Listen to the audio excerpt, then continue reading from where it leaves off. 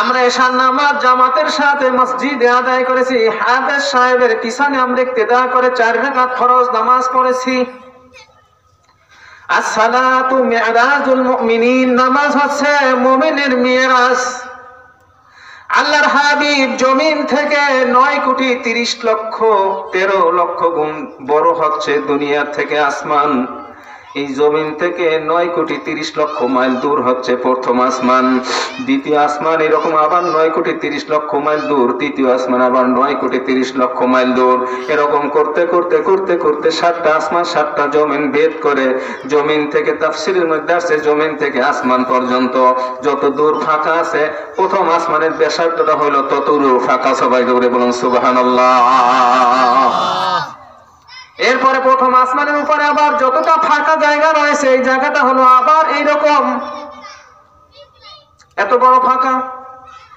এরপরে আবার তৃতীয় আসমান, তারপরে আবার ফাঁকা, ব্যাসার্ধটা আবার এত বড়, পুরো 9,30,00,000 মাইল দূর এইরকম ফাঁকা জায়গা করতে করতে করতে করতে 7 আসমান 7টা জমিন ভেদ করে সিদরাতুল মুনতাহা আল্লাহর হাবিব পয়গম্বরকে জিবরাইল আমিনের মাধ্যমে মেরাজের রজনীতে মুহূর্তের মধ্যে জমিন থেকে উম্মে হানি আমাদের মায়ের গৃহের ভিতরে ঘুমে অবস্থায় থাকা অবস্থায় জিবরাইল আমিন এসে সজাগ করে দিয়ে বলেন, পয়গম্বর এখন আর ঘুমের সময় না, আপনার রব আপনাকে ডাক দিয়েছে, আপনাকে সালাম দিয়েছে, আপনার সঙ্গে দেখা করবে, আপনার সঙ্গে সালাম দেবে, আপনাকে মেরাজের জন্য আল্লাহ তাআলা আপনাকে দাওয়াত দিয়েছেন। উম্মে হানির গৃহে আপনাকে আর ঘুমানোর এখন সুযোগ নাই, আমার সঙ্গে আপনাকে যেতে হবে, এই মুহূর্তের মধ্যেই যেতে হবে। জোরে বলুন সুবহানাল্লাহ। 7 আসমানের উপরে 7 আসমান পর্যন্ত জিবরাইল আমিন পয়গম্বরকে নিয়ে গেলেন। 7 আসমানের উপরে কি জিবরাইল আমিন ডাক দিয়ে বলেন, পয়গম্বর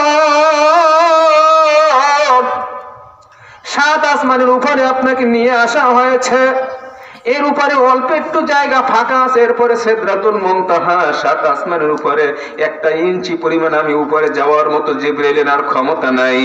এর উপরে যে নূরের তাজাল্লি, আমি যদি 1 ইঞ্চি পরিমাণ উপরে উঠে যাই, আমি জিবরাইল নূরে পুরে ছাই হয়ে যাব। জোরে বলুন সুবহানাল্লাহ। জিবরাইল আমিন যখন 7 আসমান থেকে পয়গম্বরকে সিদরাতুল মুনতাহায় যাওয়ার জন্য ছেড়ে দিলেন, সেখানে চলে গেল, তখন আল্লাহর হাবিবের মনের মধ্যে একটু ভয় ভীতির সঞ্চার হলো, একটু ভীতি মালুম হলো, ভয় হলো। 7 আসমানের উপরে সিদরাতুল মুনতাহা বাকি জায়গাতে চলার সময় একটু ভয় ভীতি হলো। রব্বুল আলামিন তা বুঝতে পেরে জিবরাইল আমিনের মাধ্যমে হুজুর আকরাম সাল্লাল্লাহু আলাইহি সাল্লামকে সান্ত্বনা দিয়ে দিলেন। আর পথিমধ্যে ওইখানে যাওয়ার সময় পয়গম্বরের কানের মধ্যে জমিন থেকে বিলাল হাবশী রাদিয়াল্লাহু তাআলা আনহু হাঁটতেছিলেন। বিলাল হাবশী হাঁটতেছিলেন, তার খরমের শব্দ রব্বুল আলামিন গায়বী ভাবে সিদরাতুল মুনতাহা পর্যন্ত পৌঁছে দিয়েছেন। সবাই জোরে বলুন সুবহানাল্লাহ। বিলাল হাবশী জমিনে হাঁটেন, খরমের আওয়াজ পৌঁছে কোথায়? 7 আসমানের উপরে। আল্লাহু আকবার বলবেন না? মিরাজ থেকে ফিরে এসে বিলাল হাবশী রাদিয়াল্লাহু তাআলা কে হুজুর সাল্লাল্লাহু আলাইহি সাল্লাম বলেন, ও বিলাল, তুমি আমার মসজিদে নববীর মুয়াজ্জিন, আমি মসজিদে নববীর ইমাম। আমি যখন 7 আসমানের উপর উঠে সিদরাতুল মুনতাহা পর্যন্ত যেতেছিলাম, দুনিয়ায় তুমি খরমের পা দিয়ে হাঁটতেছিলে, সেই শব্দ আমার কানে পৌঁছলো।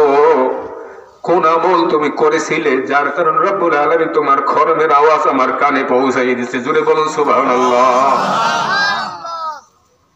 কোন আমল করছো যে জমিনের খরমের আওয়াজ 7 আসমানের উপরে পৌঁছছে?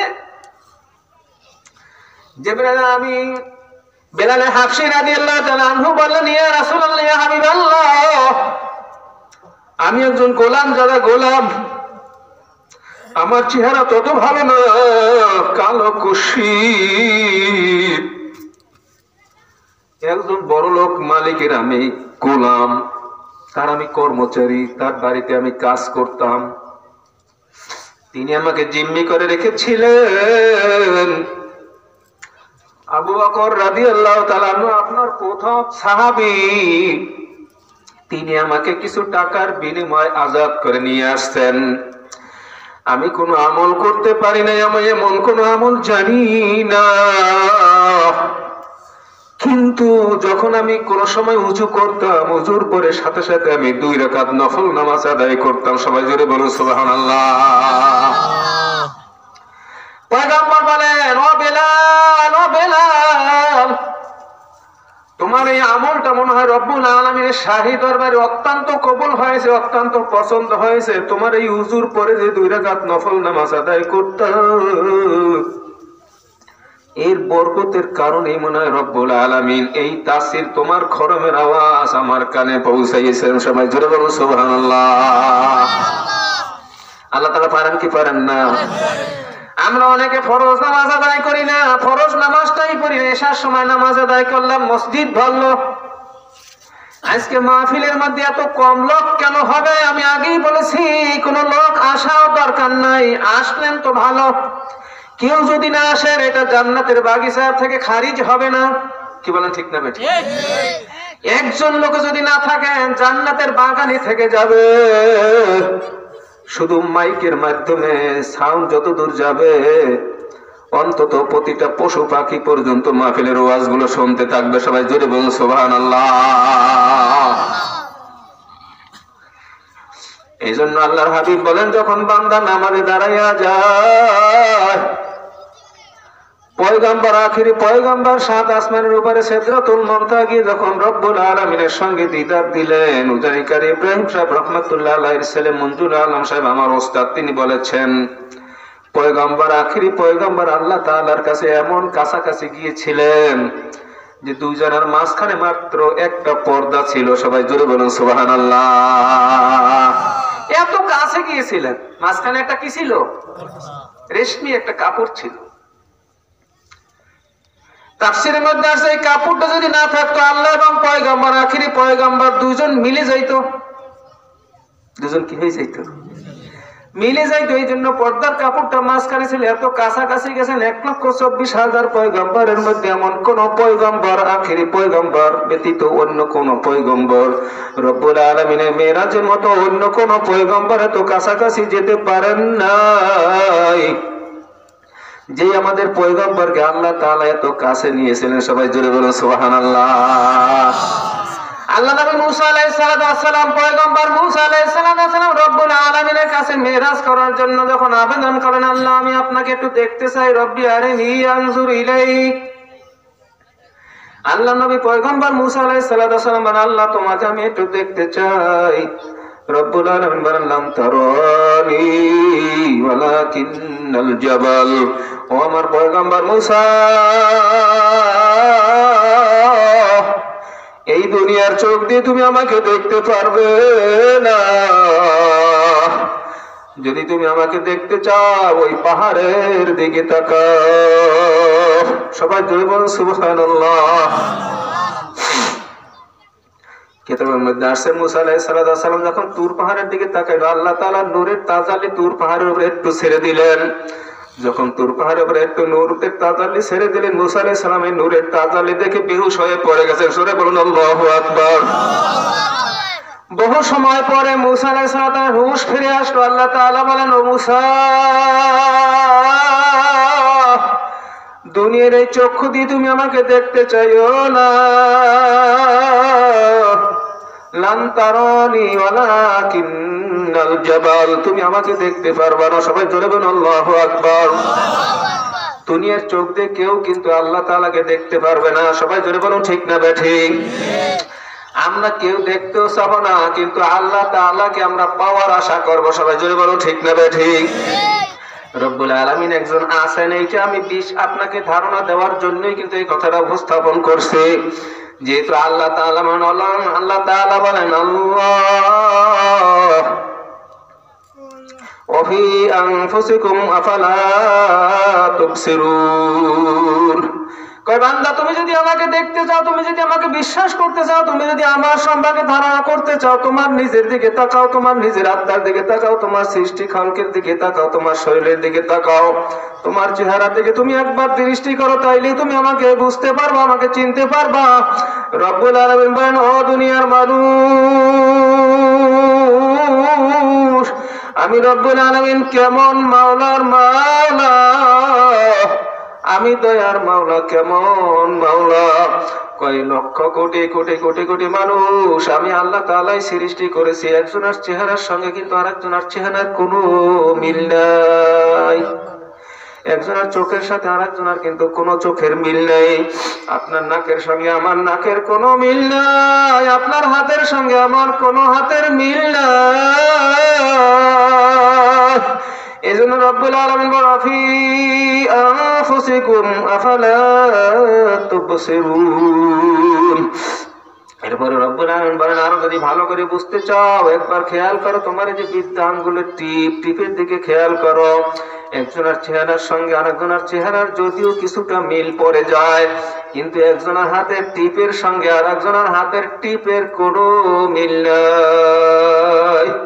রব্বুল আলামিন কত কুদরতি ভাবে আল্লাহ তাআলা আপনি আমাদেরকে সৃষ্টি করেছেন। গোটা দুনিয়ার মানুষ কম্পিউটারের মাধ্যমে প্রমাণ হইল, এই যে আমরা ভোট দিলাম, ভোট, এই ভোটের ভিতরে আমরা বৃদ্ধ আঙ্গুলের যে টিপটা দিলাম, একজনের টিপের সঙ্গে কত জায়গার ভিতরে আল্লাহ কত কারুকার্য করছেন, একজনের টিপের সঙ্গে কিন্তু আর একজনের টিপের কোনো মিল নাই। জোরে বলুন ঠিক না বেঠিক?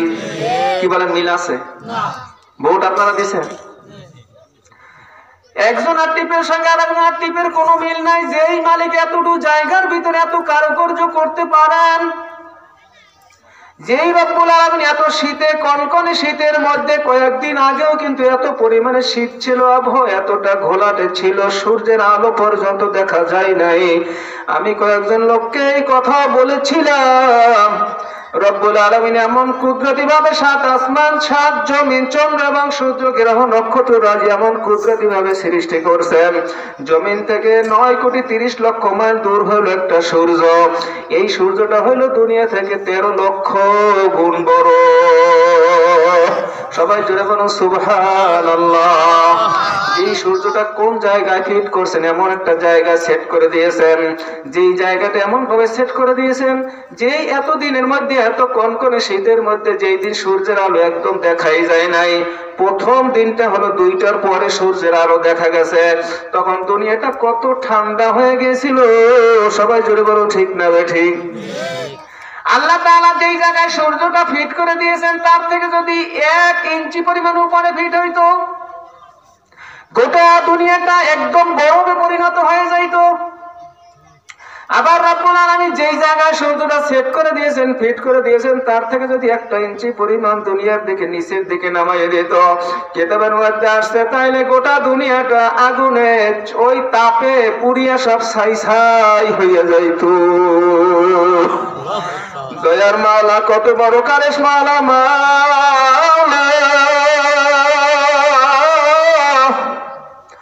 আমরা অনেক সময় অনেকে নিমক হারামি করে আমরা মালিকের চিনি না।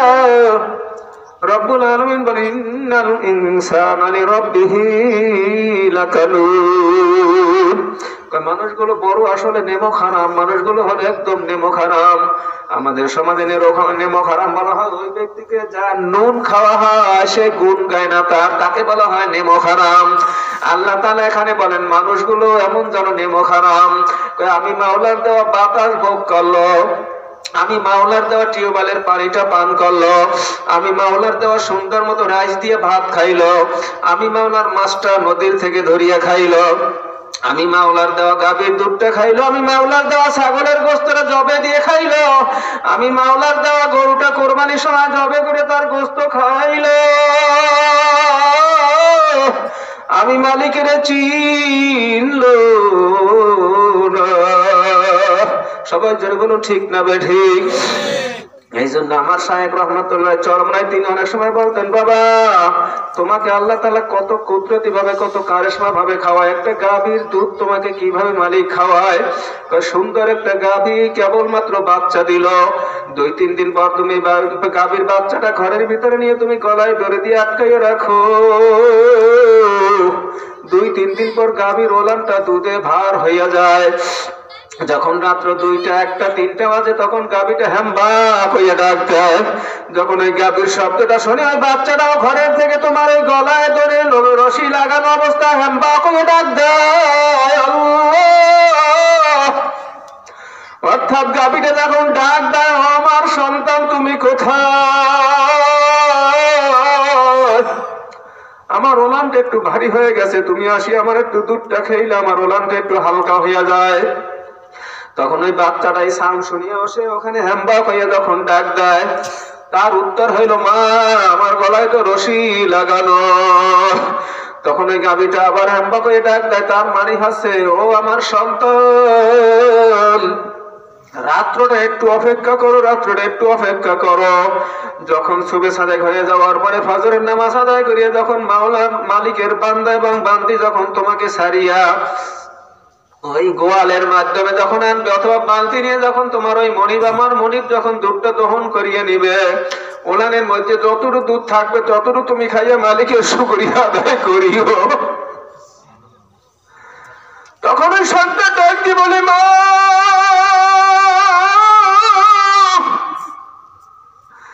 আমার জিনিস নেই, গলাটা শুকিয়ে যায়,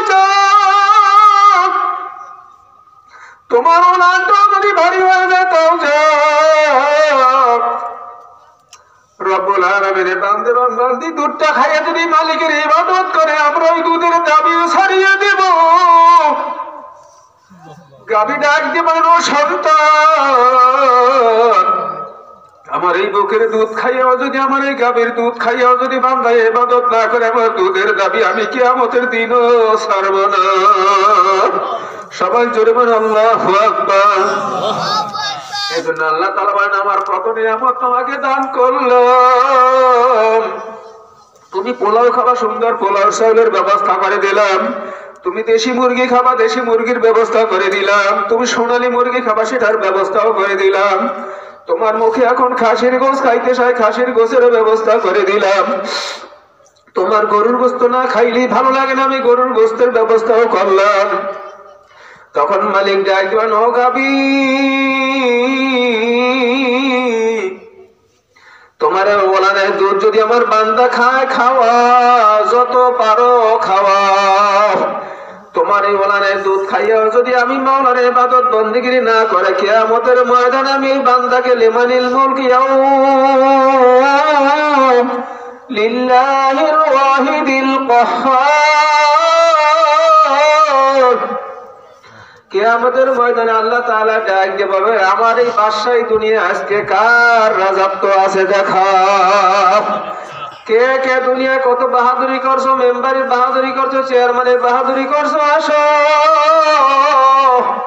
এমপি মন্ত্রীর বাহাদুরি করছো, প্রধানমন্ত্রীর বাহাদুরি করছো, কামান গোলা বারুদের বাহাদুরি করছো, পুলিশ প্রশাসনের বাহাদুরি করছো, কে কত রাজত্ব করছো, আজকে কিয়ামতের ময়দানে তোমার ক্ষমতা আবার সামনে দেখাও।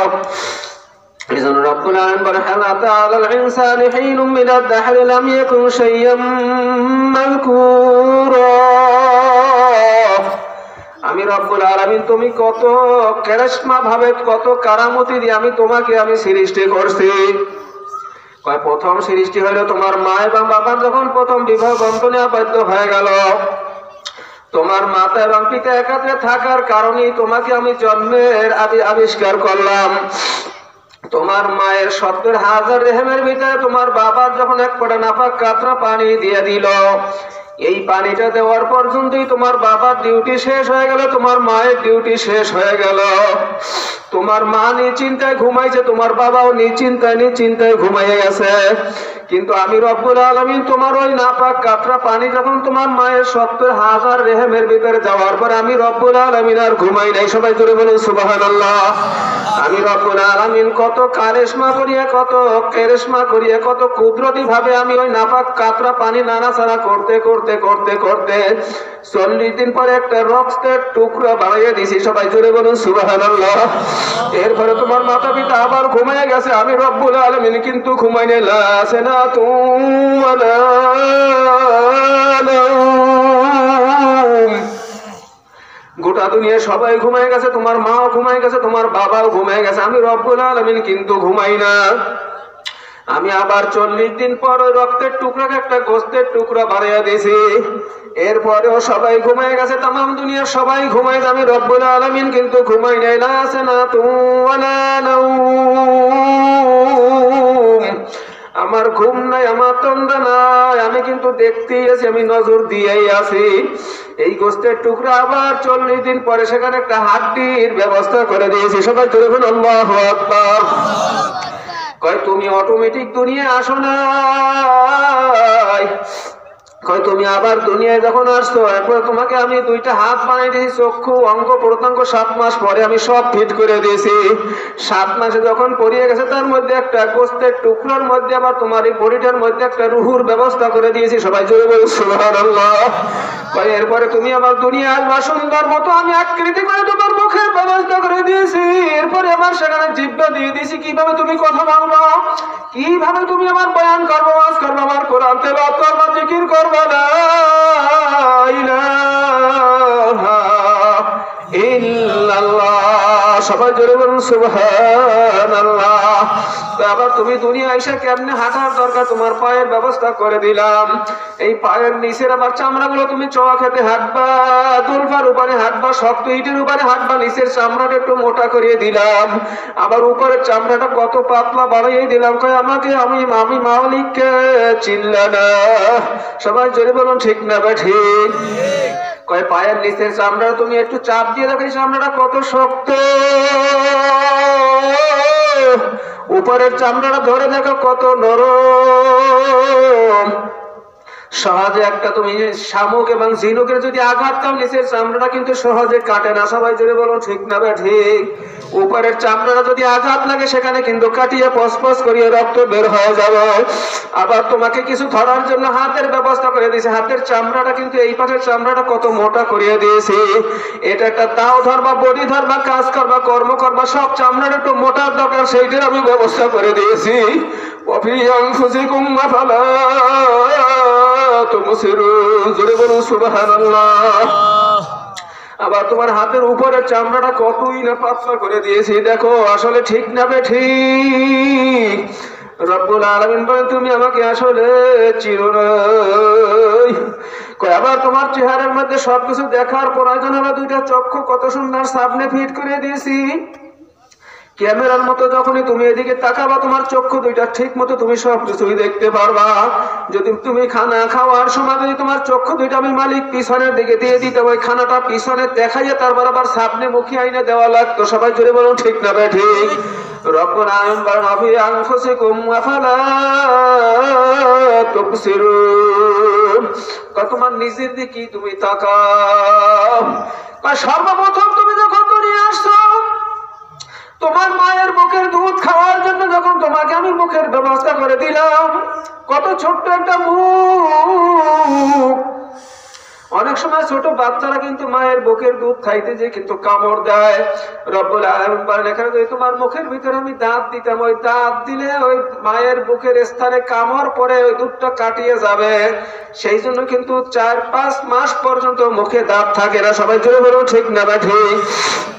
এরপর যখন আবার তোমার দাঁতের প্রয়োজন হয়েছিল আমি রব্বুল আলামিন কত কুদরতি ভাবে ছোট্ট ছোট্ট ছোট্ট ছোট্ট দাঁতের ব্যবস্থা করে দিয়েছি। সবাই জোরে বলুন ঠিক না বা ঠিক? এখন তুমি সুন্দর নরম করিয়া ভাত খাবা। গোটা দুনিয়ার সমস্ত ডাক্তাররা একমত সন্তান যখন ভূমিষ্ঠ হয় মায়ের মাতৃ দুধের চেয়ে ভিটামিন আর কিছু নাই। জোরে বলুন ঠিক না বা ঠিক? গোটা দুনিয়ার সমস্ত মানুষ একমত যে মায়ের গর্ভে বসিয়ে রব্বুল আলামিন কত কুদরতি ভাবে মুখ দিয়ে খাবারটা বিষ প্রয়োজন, অর্থাৎ পেটের ভিতরে পুষ গস যা কিছু আছে কিন্তু সব কিছু মুখের দিয়ে খাওয়ায় নাই, কিচ্ছুই মুখের দিয়ে খাওয়ায় নাই। শুধু মায়ের নাভির সঙ্গে সন্তানের নাভির সঙ্গে এক করিয়ে দিয়ে খাওয়াইছেন। সবাই জোরে বলো ঠিক না বা ঠিক? সন্তান যখন দুনিয়ায় ভূমিষ্ঠ হয় গোটা দুনিয়ার সমস্ত ডাক্তার বৈজ্ঞানিক ইঞ্জিনিয়ার সবাই যদি সম্মিলিত ভাবে ওই সন্তানের সাথে নাভির সঙ্গে মায়ের নাভির সঙ্গে এক করিয়ে দিয়ে যদি সিরিঞ্জ দিয়েও খাওয়ায় ওই সন্তান আর বাঁচাতে পারবে না। জোরে বলুন ঠিক না বা ঠিক? সবাই জোরে বলুন ঠিক না বা ঠিক? এরপরে মুখের খাবার। কিন্তু আমাদের সমাজে অনেকের মা অনেকের বাবা সন্তানের বুকের দুধ খাওয়ায় না। কি বলে ঠিক না? আপনাদের সমাজে আছে না নাই? সায়েন্টিফিক বৈজ্ঞানিক বলেন একটা সন্তান যে মেধা হবে কোথার থেকে হবে? বৈজ্ঞানিকরা বলে একটা সন্তানের মায়ের গর্ভ থেকে 80% মেধা হয়। ভালো করে খেয়াল করবেন, কোনো কথা যাতে না ছুটে। 80% মা সন্তান ওই গর্ভ থেকে 80% পেরেন্ট হয়। কিন্তু আমাদের সমাজে একটা কুসংস্কার, মুরব্বীরা বলেন যে সন্তান যদি গর্ভে পেটে আসে, মা যদি গর্ভ ধারণ করে তাইলে বেশি খাবার দেওয়া যাবে না, দুধ খাওয়া যাবে না, ডিম খাওয়া যাবে না, ফল ফ্রুট খাওয়া যাবে না, সন্তান মোটা হয়ে যাবে, ভারী হয়ে যাবে। সন্তান যদি ভারী হয়ে যায় তাইলে সিজার লাগবে। কি বলে না? আপনাদের সমাজে আছে না নাই? আপনার সন্তান গর্ভে থাকা অবস্থায় আপনার স্ত্রীকে আপনি খাবার ভালো দিলেন না, দুধ দিলেন না, ডিম দিলেন না, ফল দিলেন না, ফ্রুট দিলেন না। আপনি হিংসা করতে পারেন। আল্লামা শাহাদাত হোসেন নুরী সাহেব এই নওগাঁয় জন্মগ্রহণ করে সারা বাংলাদেশে কেমনে প্রতিষ্ঠান করলো, আমার সন্তান কিভাবে বাংলাদেশের মধ্যে ফার্স্ট হয় না? কারণটা হলো এখানে আপনার বিবির যখন গর্ভে সন্তান আসছে তখন আপনি খাবার ঠিক মতো দেন নাই। সবাই বলুন ঠিক না বেঠিক? আপনি ফলমূল খাওয়ান নাই, আপনি দুধ ডিম খাওয়ান নাই, যাতে করে আপনার সন্তানটার মেধাও সেরকম বিকাশ হয় নাই। 80% ব্রেন তো ভালো কথা, 50% 50% তো ব্রেন আসে নাই। যখন সন্তান দুনিয়ায় ভূমিষ্ঠ হয় তখন ওই 80% ব্রেনের আশা করলে আর পাবেন না। সায়েন্টিফিক বৈজ্ঞানিক বলেন যে দুনিয়ায় ভূমিষ্ঠ হওয়ার পর মাত্র 20% ব্রেন হয়। এই 20% ব্রেনের মধ্যে সন্তান ওই মায়ের বুকে দুধ খাওয়ায় না নাকি বডি ঠিক রাখার জন্য। ও মা ও বোনেরা ভালো করে খেয়াল করেন, আপনার সন্তানের জীবনটা আপনি ধ্বংস করিয়ে দিলেন। আল্লামা শাহাদাত হোসেন নুরীর মতো বাংলাদেশে প্রতিষ্ঠান করবে না, চরমনাই মাদ্রাসা দিয়ে সে ফার্স্ট হবে না। আপনার সন্তানকে যদি বুকের দুধ আপনি না খাওয়ান কোনদিন ভালো রেজাল্টের আশা করতে পারবেন না। সবাই জোরে বলুন ঠিক না বেঠিক? আরো জোরে বলুন ঠিক না বেঠিক? আপনাদের কষ্ট হয়? এই জন্য আল্লাহ বলেন তোমরা যদি আমাকে চিনতে চাও তাহলে তুমি নিজের দিকে তাকাও। এরপর আর একটা কারণ হলো আমাদের সমাজের মধ্যে আর একটা কুসংস্কার আছে। যেমন একটা মেয়ে সন্তান ও একটা ছেলে সন্তান হোক, 18 বছর পর্যন্ত সেই ব্যক্তি ছেলে হোক মেয়ে হোক বয়স্ক লম্বা হইতে থাকে, শরীরের গড়নটা বাড়তে থাকে। কিন্তু আমাদের সমাজের মধ্যে 13 বছর 14 বছর মেয়েটা হইলেই বিবাহ দিয়ে দেই। কি বলে ঠিক না বেঠিক? 13 বছর মেয়ের বয়স বিয়ে দিয়ে দেই, 15 বছর ছেলের বয়স বিবাহ দিয়ে দেই। কিন্তু 18 বছর পর্যন্ত ওই ছেলেটা বাড়বে, 18 বছর পর্যন্ত লম্বা হবে ওই মেয়েটা, লম্বা হবে 18 বছর পর্যন্ত ওই মেয়েটার গরদ হবে, মোটা হবে, তাজা হবে, ব্রেন হবে। যখন আপনি 13 বছর 14 বছরের সময় ওই সন্তানটা আপনি বিবাহ দিয়ে দিলেন, 1 বছর পরই পেটে বাচ্চা। আপনি বলেন যখন 18 বছর পর্যন্ত ওই মেয়েটা বাড়বে, 18 বছর পর্যন্ত ওই মেয়েটার গর্ভপাত হইল, 13 বছর 14 বছরই গর্ভ হইল, ওই মেয়েটা শরীরও বাড়বে, ওই সন্তান ওই শরীর থেকে খাবে। আপনি বলেন একটা শরীর যখন গঠন হইতে পারে না, দুইটা শরীর কিভাবে গঠন হবে? জোরে বলো ঠিক না ঠিক? আমাদের সমাজে এই কুসংস্কার দূর করতে হবে। আমাদের দেশের সরকার কিন্তু 18 বছরের মেয়ে 18 বছর আগে বিবাহ দেওয়া যাবে না, রাষ্ট্রীয় অপরাধ। আপনারা জানেন ছেলেকে 22 বছর আগে বিবাহ দেওয়া যাবে না, এটাও রাষ্ট্রীয় অপরাধ। আমরা আগে বিরোধিতা করতাম, এখন দেখি আসলে কথা ঠিক। কি বলে ঠিক না ঠিক? কি বলে ঠিক না ঠিক? একটা 13 বছর 14 বছর একটা মেয়ে যদি আপনি বিবাহ দিয়ে দিলেন, ও সংসারের বা কি বোঝে? কি বলেন? কথা আছে, একটা সখিনা ছিল একটা মেয়ের নাম। সখিনা একটা মেয়েকে বিবাহ দিছে, বিবাহ দেওয়ার পর সংসারে বহুত কাজের চাপ তার মাথার উপরে আসছে। মাথার উপরে আসার পর এখন পাক করতে হবে সখিনা, শ্বশুরের খেদমত করতে হবে সখিনা, শাশুড়ির খেদমত করতে হবে সখিনা, সব সখিনা, সব করবে কিনা সখিনা। করতে করতে করতে করতে সখিনা তো এখন বেতৃষ্ণা হয়ে গেছে, বাবার বাড়ি আসছে, আইসা বলছেন আব্বু আমি আর ওই বাড়ি যাবো না। এখন ওই বাবা কয় সখিনের কপাল ভালো, শ্বশুরে কয় সখিনের কপাল ভালো, শাশুড়ি কয় সখিনের কপাল ভালো, মাও কয় সখিনের কপাল ভালো। কয়দিন পর সেই বিবাহটা কি হয়? বিচ্ছেদ হয়ে যায়। হয় কি হয় না? কি বলেন? হয় কি হয় না? সেই জন্য আমরা এই দুনিয়ার মধ্যে আসছি। দুনিয়া আল্লাহ তাআলা বানি আদম সবচেয়ে সম্মানিত করে বানাইছি। আল্লাহ রাব্বুল আলামিন কত কুদরতি ভাবে আমাকে বানাইছে। আর একটু ধারণা দেই আমি, এই মানুষের মধ্যে যে কতগুলো পার্টস আছে আপনারা জানেন? আছে কি নাই? লিভার আল্লাহ তাআলা দিয়েছেন। লিভার কয়টা? কি আপনারা জানেন না? লিভার একটা। কিডনি কয়টা? দুইটা। পিত্ত কয়টা? কিডনি কিন্তু একটা হইলেও হয়, কিন্তু আল্লাহ তাআলা এখানে দুইটা কিডনি আপনাকে কেন দিল বলতে পারেন? রব্বুল আলামিন কত দয়া করে, মায়া করে, ভালোবেসে আমাদেরকে এই সুন্দরভাবে দুইটা কিডনি দিয়ে দিয়েছেন। কিডনি থাকে কিন্তু পিছনে। কিডনি অনেক সময় দেখা যায় ব্যথা করে, পানি কম খাওয়ার কারণেও করতে পারে, নষ্ট হয়ে গেলেও করতে পারে। রব্বুল আলামিন বলে, আমি তোমাকে দুইটা কিডনির ব্যবস্থা করে দিয়েছি। কত দাম! এখন বাংলাদেশে কিডন্যাপ হয়, অনেক মানুষদেরকে নিয়ে কিডনি বিক্রি করে দেয়। দুইটা কিডনি 5 থেকে 6 লক্ষ টাকা বিক্রি করে। আপনি বলেন রব্বুল আলামিন বিনা আবেদনে, বিনা পয়সা, বিনা টাকায় আপনাকে দুইটা কিডনি দিয়ে দিয়েছে। কত লক্ষ টাকা দাম! দুইটা চক্ষু আল্লাহ তাআলা দিয়ে দিয়েছেন, কত লক্ষ টাকা দাম! আপনার একটা জিহ্বা দিয়ে দিয়েছেন আল্লাহ তাআলা, কত কোটি দিয়ে আপনি জিহ্বা বলতে পারবেন। কত মানুষ বোবা আছে, সে কথাই বলতে পারে না। কত মানুষ অন্ধ আছে, সে কিন্তু চোখেই দেখে না। কত মানুষ আছে কিডনি নষ্ট হয়ে যায়। কত মানুষ পর্যন্ত ইন্ডিয়া, বিভিন্ন জায়গায়, সিঙ্গাপুর পর্যন্ত ঘোরে, সেই কিডনি কিন্তু আর পাওয়া যায় না। রব্বুল আলামিন কত কুদরতি ভাবে দুইটা কিডনি আপনাকে আমাকে ফিরিয়ে দিয়ে দিয়েছেন। জোরে বলুন আল্লাহু আকবার। রব্বুল আলামিন আরো কত দয়া করে, মায়া করে, ভালোবেসে আপনাকে দুইটা কিডনি দিয়েছেন। যে বান্দা, দুইটা কিডনি আমি দিয়ে দিলাম, ফ্রি দিয়ে দিলাম। যখন দিয়েই দিলাম, দুইটা কিডনি দিয়ে দিলাম, একটা কিডনি যদি নষ্ট হয়ে যায়, আর একটা কিডনি অন্তত ভালো থাকবে, লোকটা বাঁচতে পারবে। সবাই জোরে বলুন সুবহানাল্লাহ। আসলে মানুষ কিন্তু একটা কিডনি থাকলেই কিন্তু বাঁচতে পারে, কিন্তু দুইটা কিডনি যদি একদম নষ্ট হয়ে যায়, তাহলে কিন্তু আর লোকটা বাঁচে না। কিন্তু দুইটা কিডনি আল্লাহ তাআলা আপনাকে আমাকে সুস্থ করে দিয়েছে। একটা কিডনি যদি নষ্ট হয়ে যায়, আর একটা কিডনি দিয়েও কিন্তু বাঁচা যায়। জোরে বলো ঠিক না ঠিক? দুইটা চক্ষু দিয়েছেন, একটা চক্ষু যদি নষ্ট হয়ে যায়, আর একটা চক্ষু দিয়ে দেখা যায়। রব্বুল আলামিন বলেন, আমি কত কুদরতি ভাবে তোমাকে আমি দুইটা চক্ষু দিয়ে দিলাম।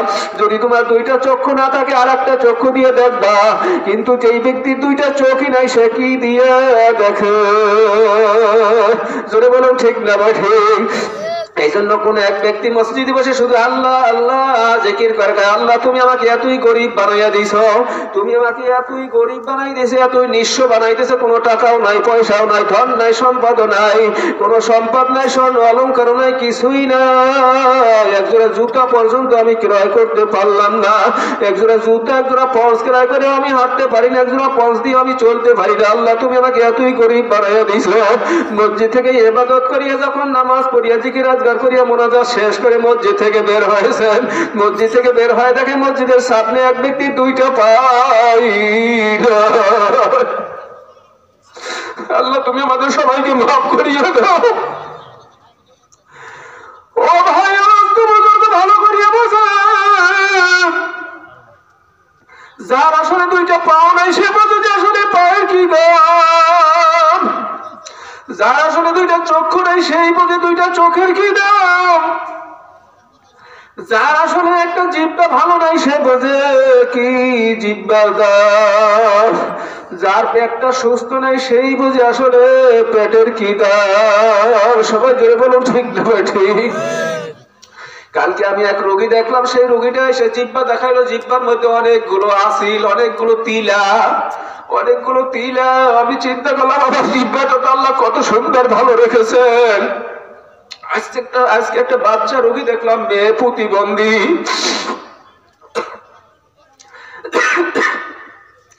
আজকে একটা বাচ্চা দেখলাম, 10 থেকে 11 বছর বয়স হবে, প্রতিবন্ধী একটা মেয়ে। বাবা প্রাইমারি টিচার, মা খুব চালু লোক, কিন্তু বাচ্চাটা প্রতিবন্ধী, কোনো ভাব প্রকাশ করতে পারে না।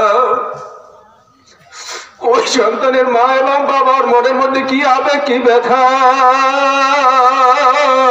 ওই সন্তানের মা বুঝে। আমাদের সন্তানদেরকে আল্লাহ তাআলা কত সুস্থ করে যে বানাইলেন। আপনি আমাকে রব্বুল আলামিন কত সুস্থ করে যে বানাইলেন। এর শুকরিয়া আদার হিসেবে আমরা তো মালিকের দরবারে কিছুই করতে পারলাম না। নামাজের সময় হয়ে গেলে আমরা টাইম মতো নামাজটা আদায় করি না। রমজান মাস আসলে ঠিক মতো আমরা কোরআন তেলাওয়াতটাও করি না। রমজান মাস আসলে আমরা তারাবির নামাজ গুলো 20 টাকাতেও পড়ি না। অনেক মানুষ আছে 20 টাকার নামাজ পড়া লাগবে না বলে 8 টাকা পড়তে হবে। এই 8 টাকা তারাবির নামাজের কোন রিওয়ায়াত আজ পর্যন্ত কোন আলেমে দেখাতে পারবে না। একমাত্র যারা বাতিলপন্থী তারাই বলতে পারবে। কিন্তু কোন হক্কানি আলেম আজ পর্যন্ত কোন রিওয়ায়াত দেখাতে পারবে না। কোন সাহাবীদের থেকে নমুনা নাই, কোন তাবিঈনদের থেকে নমুনা নাই। হুজুর আকরাম সাল্লাল্লাহু আলাইহি সাল্লাম থেকে পয়গম্বর হুজুর আকরাম সাল্লাল্লাহু আলাইহি সাল্লাম থেকে সবাই 20 টাকা তারাবির নামাজ আদায় করছেন। সাহাবী আজমাইন সবাই 20 টাকা নামাজ তারাবির নামাজ আদায় করছেন। তাবিঈনরা সবাই 20 টাকা নামাজ তারাবির নামাজ আদায় করছেন। আমরা কি সাহাবীদের অনুসরণ করব, তাবিঈনদের অনুসরণ করব না বর্তমান জাহেলদের অনুসরণ করব? কার অনুসরণ করব? সাহাবীদের অনুসরণ করব। সবাই যদি পড়ে থাকেন হক্কানি খয়রুল কুরুনি করনি সুন্নাল্লাযীনা ইয়ালুনহুম সুন্নাল্লাযীনা ইয়ালুনহুম।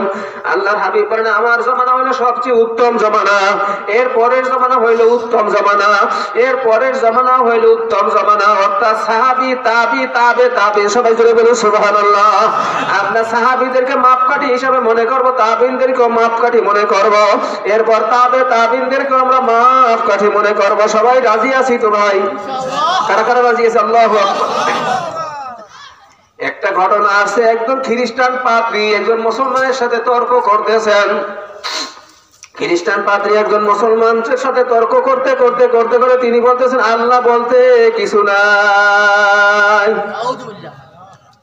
সবাই নাউজুবিল্লাহ বলতে পারি না ভাই? আর একটু আসতে বলেন। খ্রিস্টান পাদ্রী বলেন আল্লাহ বলতে কিছু নাই। মুসলমান বলতেছেন না আল্লাহ বলতে একজন আছে, সৃষ্টিকর্তা একজন আছে। তার যুক্তি কি? তেনারা একজন সাক্ষী হিসাবে মুরব্বী মানলেন, মুসলমান সাক্ষী হিসাবে একজন মুরব্বী মানলেন। তিনি বললেন আমরা এটার বিচার ফয়সালা কাজী হিসাবে আমরা সমাধান করব ইমামে আজম আবু হানিফা রাহমাতুল্লাহ আলাইহি। সবাই জোরে বলেন আল্লাহু আকবার। আমাদের এই দ্বন্দ্বের সমাধান খ্রিস্টানের মধ্যে মুসলমানের মধ্যে সমাধান করবে ইমামে আজম আবু হানিফা রাহমাতুল্লাহ আলাইহি। তিনি ছিলেন একজন তাবেঈন। সবাই জোরে বলেন আলহামদুলিল্লাহ। একদিন ডেট ফিক্সড করা হলো শুক্রবার দিন জুমার নামাজের পরে 2টার সময় এটা বসা হবে, ফয়সালা হবে, বিচার হবে। যে আল্লাহ বলতে একজন আছে। খ্রিস্টান পাদ্রী বলতেছেন আল্লাহ বলতে কিছু নাই। There is no God, তিনি বলেছেন there is no God, আল্লাহ বলতে কিছু নাই। মুসলমান বলতেছেন একটা কচু পাতার উপরে তুমি রং দেখো কতটা কালার হয়েছে, এই কালারটা কে করলো?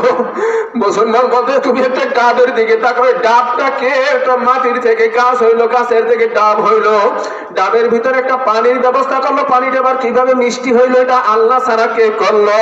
কিছুদিন পর আবার ডাবের মধ্যে থেকে একটু আস্তে আস্তে আস্তে আস্তে নরম নরম লেওয়ার ব্যবস্থা হইলো, কে করলো?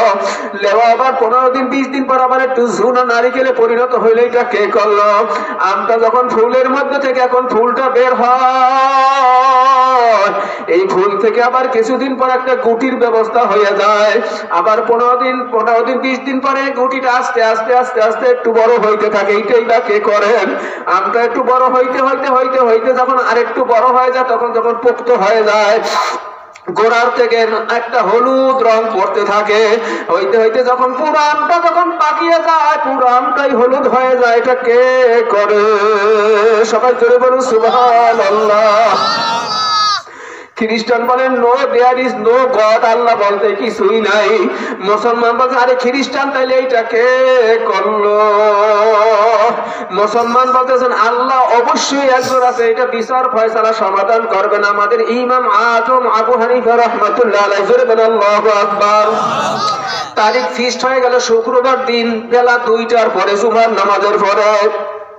ওদিকে সমস্ত খ্রিস্টান পাদ্রী সহ সমস্ত খ্রিস্টান ইহুদি নাসারা বৌদ্ধ সবাই ওই মজলিসে জমা হয়ে গেল। ওদিকে মুসলমান সবাই হাজার হাজার মুসলমানও জমা হয়ে গেল। ইমাম আবু হানিফা রহমতুল্লাহ, ইমাম আজম আবু হানিফা রহমতুল্লাহ তিনি আসবেন, বিচার ফয়সালা করবেন, কাজী হিসাবে আসবেন। তিনি আসতে দেরি, ইমাম আবু হানিফা আজম রহমতুল্লাহ আসতে আসতে দেরি। যেখান থেকে আসবে তার পথিমধ্যে বড় একটা নদী, এই নলসার এবং বোখাইনগরের মাঝখানে যত বড় নদী এইরকম একটা নদী, কিন্তু কোনো ট্রলার নাই, নৌকা নাই, লঞ্চ নাই, স্টিমার নাই, স্পিড বোট নাই, কিসের মাধ্যমে আসবে? ইমাম আবু হানিফা, আজম আবু হানিফা রাহমাতুল্লাহ ওই পারে তার বাড়িতে জুমার নামাজ আদায় করিয়ে দুপুরের লাঞ্চ শেষ করে নদীর পারে আইসা দেখেন কোনো নৌকা নাই, ট্রলার নাই, স্পিড বোট নাই, লঞ্চ নাই, জাহাজ নাই, কিছুই নাই, কিভাবে নদীর ওই পারে যাবে? চক্ষু বন্ধ করে দাঁড়াইয়াছে, হঠাৎ করে দেখেন ইমাম আজম আবু হানিফা রাহমাতুল্লাহ দেখুন বাতাস একটা আসছে, কোথার থেকে একটা বাতাস আসি, ওই বাতাসের সঙ্গে একটা পাতা আর একটা ফল, অর্থাৎ ওই মেহেরগুলি ফলের মতো উড়িয়ে তার সামনে পড়িয়ে গেছে। জোরে বলে আল্লাহু আকবার। ইমাম আজম আবু হানিফা রাহমাতুল্লাহ বলেন কোথা থেকে একটা বিসি অর্থাৎ মেহেরগুলি পাতার ফল দেখছেন তো? ফল চেনেন আপনার? ওই ফলটা, ফলটা আমার সামনে তখন পড়িয়ে গেল, আমি ওই দিকে তাকাইয়ে রইলাম। আজম আবু হানিফা রাহমাতুল্লাহ বলেন আমি ওই পাতাটার দিকে তাকাইয়ে আছি, ওই বিসিটা দানাটার দিকে আমি তাকাইয়ে আছি। কিছু সময় পরে দেখি ওই পাতার থেকে একটা অঙ্কুর বাহির হইল। জোরে বল আল্লাহু আকবার। আমার মালিক কত দয়ার মাওলার মাওলা, তিনি সবকিছু পারেন না পারেন। ইমাম আবু হানিফা রাহমাতুল্লাহ বলেন আমি ওইদিকে তাকাই রইলাম, দেখলাম গাছটা আস্তে আস্তে আস্তে আস্তে একটু বড় হইতে লাগলো, অঙ্কুর বের হইতে লাগলো, মুহূর্তের মধ্যে গাছটা একটু বড় হইতে আছে, বড় হইতে হইতে হইতে একটা বড় একটা স্যাও গাছের মতো হয়ে গেল, গাছের একটা স্যাও হয়ে গেল। কতক্ষণ পর দেখলাম একটা করাত আইসে ওই গাছটা আস্তে কাটিয়ে ফেললো। এরপরে আবু হানিফা রাহমাতুল্লাহ বলেন আমি ওই গাছটার দিকেই তাকাই রইলাম। কিছুক্ষণ পর দেখলাম করাতটা দিয়ে আস্তে আস্তে আস্তে আস্তে তক্তা ফাইরিয়া ফাইরিয়া তক্তা হয়ে গেল। আল্লাহু আকবার। আবু হানিফা রাহমাতুল্লাহ বলেন আমি কতক্ষণ পর দেখলাম ওই গাছটার তক্তাগুলো অটোমেটিক নদীর মধ্যে গিয়ে আস্তে, চরের মধ্যে গিয়ে আস্তে একটা নৌকার মতো জয়েন্ট হয়ে গেল, বিনা লোহায় জয়েন্ট হয়ে গেল। আবার ওই যেখানে ছিদ্র মিদ্র ওখানে যে আপনারা নৌকার ভিতরে যে কালি দেন ওই রকম কালিও হয়ে গেল। এরপরে দেখলাম নৌকাটা আস্তে আস্তে অটোমেটিক নিজেই নদীর মধ্যে নামিয়ে গেল। ইমাম আবু হানিফা রাহমাতুল্লাহ বলেন যে নৌকা এখন ঘাটে তখন আসছে, আমার মনে হয় আমি নৌকাটার মধ্যে উঠি, আর আমি উঠিয়াও গেলাম। জোরে বলেন আল্লাহু আকবার। আমি যখনই আবু হানিফা রাহমাতুল্লাহ নৌকার উপর উঠিয়া বসলাম, কিভাবে দেখি গায়েবী ভাবে আমার নৌকাটা নদীর ওই পারে নিয়ে গেছে। সবাই জোরে বলুন সুবহানাল্লাহ। ওইদিকে খ্রিস্টান পাদ্রী মুসলমানকে বলতেছে দেখছো আজকে তোমার ইমাম আবু হানিফা রাহমাতুল্লাহ ঠকিয়ে গেছে, পারবে না, এই জন্য আসবে না। মুসলমানের বিশ্বাস ইমাম আজম আবু হানিফা রাহমাতুল্লাহ ওয়াদার খেলাফ করতে পারেন না। তিনি যখন আসা